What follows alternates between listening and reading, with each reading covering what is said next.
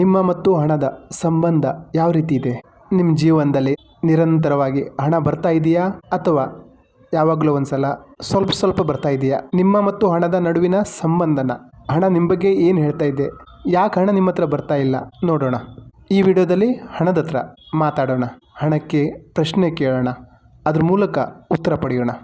ನಾವು ಹಣ ಮಾಡದೇ ಇರಲಿಕ್ಕೆ, ಶ್ರೀಮಂತರಾಗದೇ ಇರಲಿಕ್ಕೆ ನಮ್ಮ ನೆಗೆಟಿವ್ ಬಿಲೀಫ್ಗಳು, ಪಾಸ್ಟ್ ಫೇಲ್ಯೂರ್ಗಳು, ಪೇನ್ಫುಲ್ ಮೆಮರೀಸ್ಗಳು ನಮ್ಗೆ ತಡಿತಾ ಇದ್ವು. ನಾವು ಅವುಗಳನ್ನು ಹೀಲ್ ಮಾಡೋದನ್ನು ಕಲ್ತ್ಕೊಂಡಿದ್ದೀವಿ.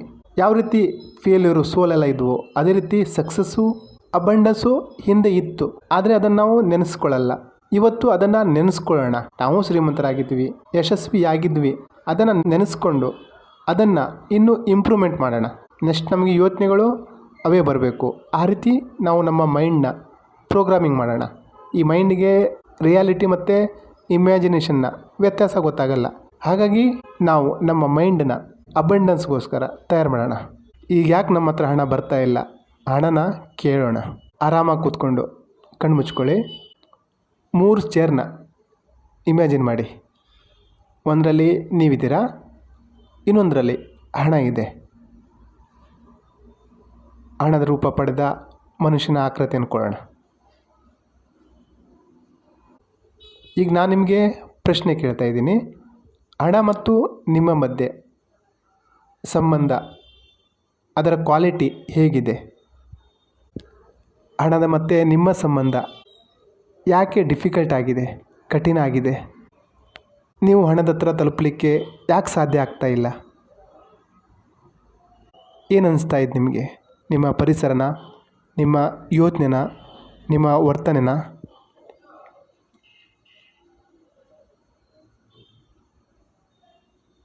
ಏನು ತಡೀತಾ ಇದೆ? ನನಗೆ ವಯಸ್ಸಾಯಿತು ಅನ್ಕೋತಾ ಇದ್ದೀರಾ? ಅಥವಾ ನಾನು ಹೆಣ್ಣು ಅನ್ಕೋತಾ ಇದ್ದೀರಾ? ಏನು ಅನ್ಕೋತಾ ಇದ್ದೀರಾ? ಯಾಕೆ ನೀವು ಹಣ ಮಾಡಲಿಕ್ಕೆ ಆಗ್ತಾ ಇಲ್ಲ, ಹಣ ನಿಮ್ಮ ಹತ್ರ ಬರ್ತಾ ಇಲ್ಲ ಅಂತ ನಿಮ್ಗೆ ಅನಿಸ್ತಾ ಇದೆ? ಹಣನ ಪ್ರಶ್ನೆ ಮಾಡಿ, ಕೇಳಿ.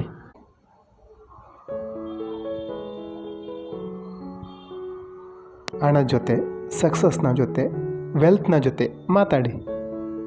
ಅದೇನು ಹೇಳುತ್ತೆ ಅದಕ್ಕೆ ಕೇಳಿ.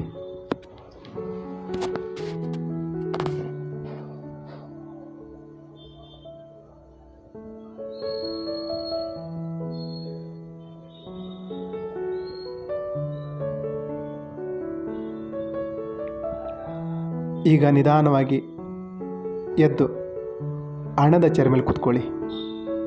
ಹಣದ ಪಾಯಿಂಟ್ ಆಫ್ ವ್ಯೂವಿಂದ ನಿಮ್ಮನ್ನು ನೋಡಿ. ಈಗ ನಿಮಗೆ ಆತ್ಮೀಯ ಗೆಳೆಯ ಪ್ರಶ್ನೆ ಕೇಳಿದ್ದಾನೆ, ಯಾಕೆ ನನ್ನ ಹತ್ರ ಬರ್ತಾ ಇಲ್ಲ? ಉತ್ತರ ಹೇಳಿ. ನನಗೆ ಬೇಡ, ನಿಮ್ಮ ಒಳಗಡೆನೆ ಏನು ಉತ್ತರ ಬರ್ತಾ ಇದೆ? ನೀವು ಹಣ ಆಗಿದ್ದರೆ ಆತ್ಮೀಯ ಗೆಳೆಯನ ಹತ್ರ ಯಾಕೆ ಹೋಗ್ತಾ ಇಲ್ಲ? ಅದನ್ನು ಫೀಲ್ ಮಾಡಿ.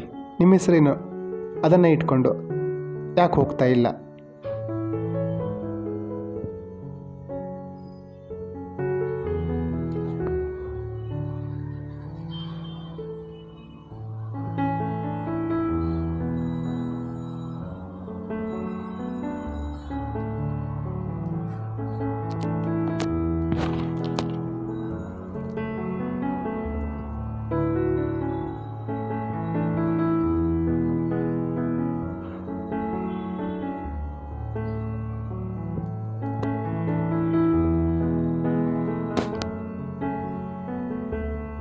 ಯಾಕೆ ಅವನ ಹತ್ರ ಹೋಗ್ತಾ ಇಲ್ಲ?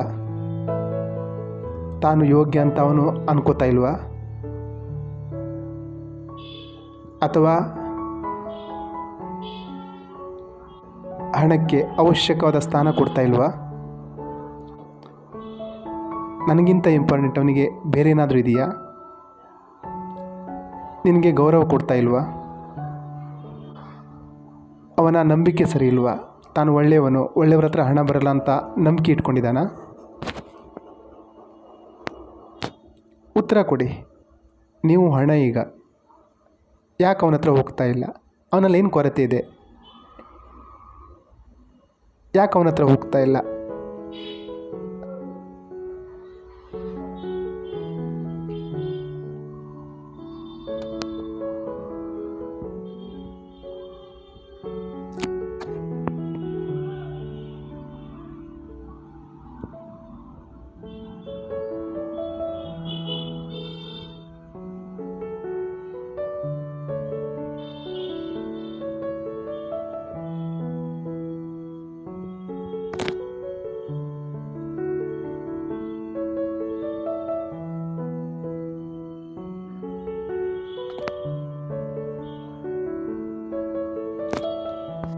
ಈಗ ಆ ಚೇರಿಂದ ಎದ್ದು ಮೂರನೇ ಚೇರ್,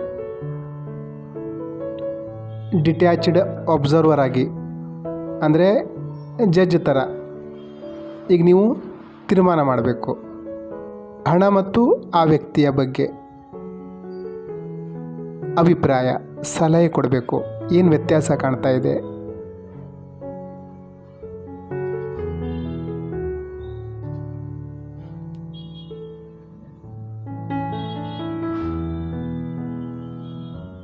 ನೀವೀಗ ಆ ವ್ಯಕ್ತಿನ ಗೈಡ್ ಮಾಡಬೇಕು. ಏನು ಮಾಡಬೇಕು, ಅವನು ಏನು ಡೆವಲಪ್ಮೆಂಟ್ ಮಾಡಬೇಕು, ಏನು ಬಿಡಬೇಕು, ಏನು ಚೇಂಜ್ ಮಾಡಬೇಕು. ಆ ವ್ಯಕ್ತಿಗೆ, ಆತ್ಮೀಯ ಗೆಳೆಯನಿಗೆ ನಿಮ್ಮ ಮಾರ್ಗದರ್ಶನ ಬೇಕು. ಹಣ ಮತ್ತು ಆತ್ಮೀಯ ಗೆಳೆಯನ ಸಂಬಂಧ ಚೆನ್ನಾಗಾಗಬೇಕು. ಅವನಲ್ಲಿ ಶ್ರೀಮಂತಿಕೆ, ಸಂಪತ್ತು, ಐಶ್ವರ್ಯ ತುಂಬಿ ತುಳುಕಬೇಕು. ಆ ರೀತಿ ಆಗಬೇಕು ಅಂದರೆ ಅವನಲ್ಲಿ ಏನು ಬದಲಾವಣೆ ಮಾಡ್ಕೋಬೇಕು, ಸಲಹೆ ಕೊಡಿ.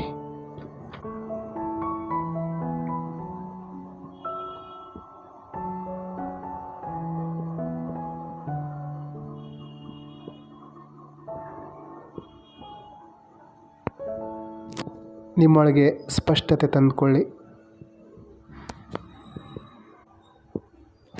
ಅವರೇನು ಸಲಹೆ ಕೊಡ್ತಾ ಇದ್ದಾರೆ ಕೇಳಿಸ್ಕೊಳ್ಳಿ.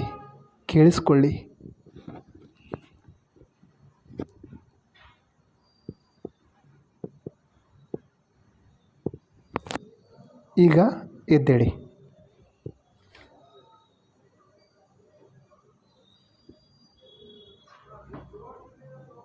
ಈಗ ನಿಮ್ಮ ಚೇರ್ ಮೇಲೆ ಬಂದು, ಮೊದಲನೇ ಚೇರ್ ಮೇಲೆ ಬಂದು ಕುಳಿತುಕೊಳ್ಳಿ.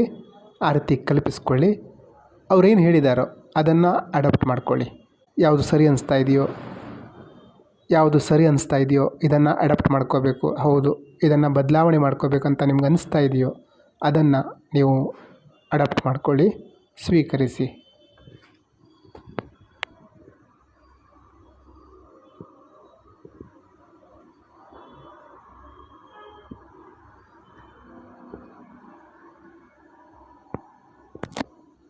ಈಗ ಹಣದ ಚೇರಲ್ಲಿ ಹೋಗಿ ಕೂತ್ಕೊಂಡು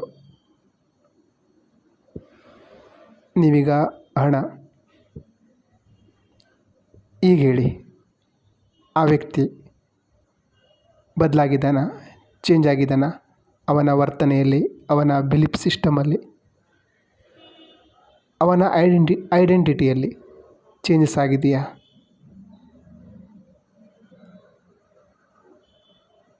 ಹಣಕ್ಕೆ ಅಂದರೆ ನೀವು ಹಣ ಆಗಿ ಅವನ ಹತ್ರ ಹೋಗಬೇಕು ಅಂತ ಅನ್ನಿಸ್ತಾ ಇದೆಯಾ?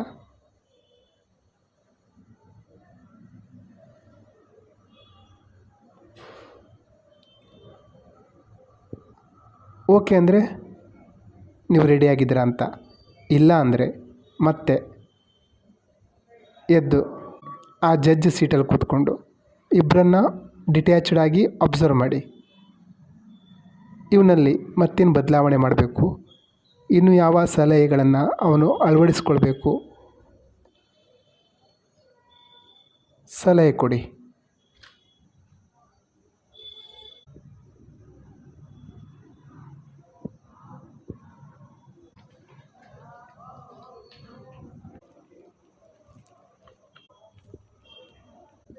ಈ ಎಕ್ಸಸೈಸ್ ಮಾಡ್ತಾ ನಿಮಗೆ ಸ್ಪಷ್ಟತೆ ಬರಬೇಕು. ಹೌದು, ಇದನ್ನು ನಾನು ಚೇಂಜ್ ಮಾಡ್ಕೋಬೇಕು, ಇದನ್ನು ಬಿಡಬೇಕು, ಇದನ್ನು ಡೆವಲಪ್ಮೆಂಟ್ ಮಾಡ್ಕೋಬೇಕು.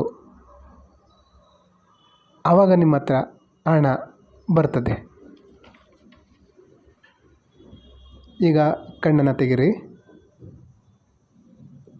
ನಾನು ನಿಮ್ಮ ಮುಂದೆ ಬಂದು ನಿಂತರೆ ನನ್ನ ಮುಖದಲ್ಲಿ ಕಿವಿ ಎಷ್ಟಿದೆ ಅಂತ ಕೇಳಿದ್ರೆ ನೀವೇನು ಹೇಳ್ತೀರಾ? 2 ಅಂತೀರಾ. ಅದೇ ನನ್ನ ಪಕ್ಕದಲ್ಲಿ ಸೈಡಿಂದ ನೀವು ನನಗೆ ನೋಡಿ ನನ್ನ ಮುಖದಲ್ಲಿ ಕಿವಿ ಎಷ್ಟಿದೆ ಅಂತ ಕೇಳಿದ್ರೆ ಏನು ಹೇಳ್ತೀರಾ? 1 ಇದೆ ಅಂತೀರಾ. ಅರ್ಥ ಏನಂದರೆ ನಿಮ್ಗೆ 2 ಕಿವಿ ಕಾಣಬೇಕಂದ್ರೆ ನೀವು ಜಾಗ ಬದಲಾಯಿಸ್ಕೊಂಡು ನನ್ನನ್ನು ನೋಡಬೇಕಾಗ್ತದೆ.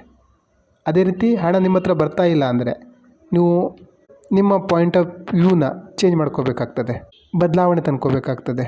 ನಿಮ್ಮ ಮತ್ತು ಹಣದ ಬಗ್ಗೆ ಸಂಬಂಧ ಚೆನ್ನಾಗಿ ಆಗುವವರೆಗೂ ಇದನ್ನು ಪ್ರಾಕ್ಟೀಸ್ ಮಾಡ್ತಾನೆ ಇರಿ. ನಿಮ್ಗೆ ಅನಿಸ್ಬೇಕು, ಹೌದು ನನಗೆ ಬದಲಾವಣೆ ಮಾಡ್ಕೋಬೇಕು ಅಂತ ಹಣನೂ ಬರ್ತದೆ. ಈ ರೀತಿ ಹಣದ ಮತ್ತು ನಿಮ್ಮ ಸಂಬಂಧನ ಸುಧಾರಿಸ್ಕೊಳ್ಳಿ.